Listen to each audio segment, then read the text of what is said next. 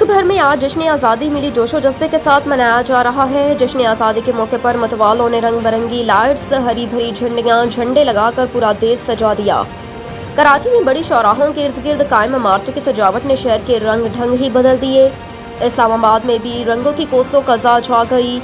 कोयटा, पेशावर, मुल्तान समेत मुल्क भर में रवायती अंदाज से जश्न आज़ादी मनाया जा रहा है।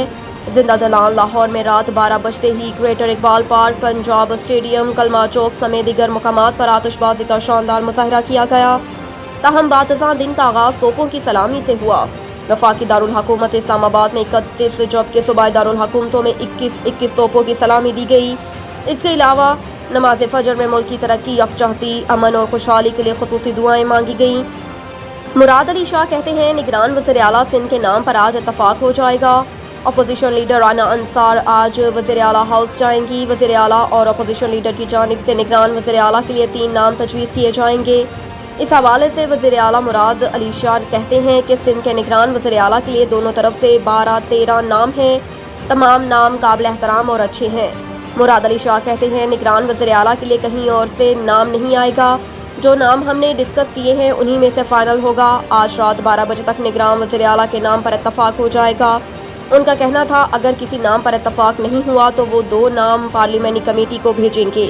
अगर कमेटी में भी ये बात ना बनी तो मामला इलेक्शन कमीशन तक जाएगा।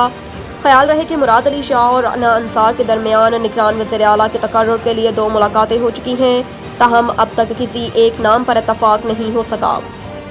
सदर अलवी, सियासतदान दरगुजर का रास्ता अपनाएं, नफरत की बजाय मोहब्बतों को फरोग देना पड़ेगा। सदर आरिफ अलवी का कहना जश्न आज़ादी पर परचम कुशाई की मरकजी तकरीब से खिताब करते हुए कहना था, आज़ादी की जदोजहद 1857 में शुरू हुई।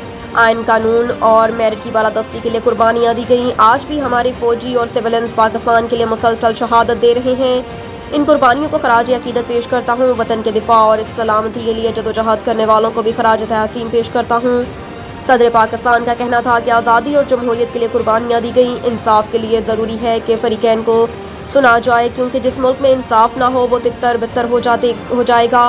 उनका कहना था कि सियासतदान और स्टेक होल्डर सफ़ो दरगुजर का रास्ता अपनाएं। पाकिस्तान अपने लीडरों से तकाजा करता है कि इकट्ठे हो जाएं। हमें नफरत की बजाय मोहब्बतों को फरोग देना होगा।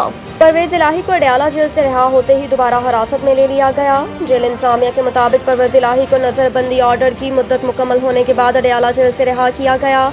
ज़राए के मुताबिक नैब और रावलपिंडी ने चौधरी परवेज इलाही को जेल से रिहा होते ही हिरासत में ले लिया। बादशाह चौधरी परवेज इलाही को जुडिशल कॉम्प्लेक्स रावलपिंडी में ड्यूटी मजिस्ट्रेट खालिद हयात की अदालत में पेश किया।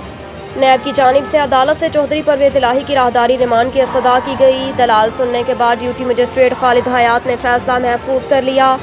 ड्यूटी मजिस्ट्रेट ने कहा कि परवेज इलाही बुजुर्ग हैं, उन्हें ऊपर लाने की बजाय गाड़ी में ही वकालतनामे पर दस्तखत करवाएं। ख्याल रहे कि साबिक वज़ीर आला पंजाब चौधरी परवेज इलाही को 19 जुलाई को कैंप जेल लाहौर से निकाल कर अडयाला जेल पहुंचाया गया था। परवेज इलाही को 3 MPO के तहत नजरबंद किया गया और उनकी नजरबंदी के अहकाम डिप्टी कमिश्नर लाहौर ने जारी किए थे, जो 30 रोज के लिए थे। चौधरी परवेज इलाही ने 3 MPO के तहत अपनी नजरबंदी के फैसले को लाहौर हाई कोर्ट में चैलेंज भी किया था।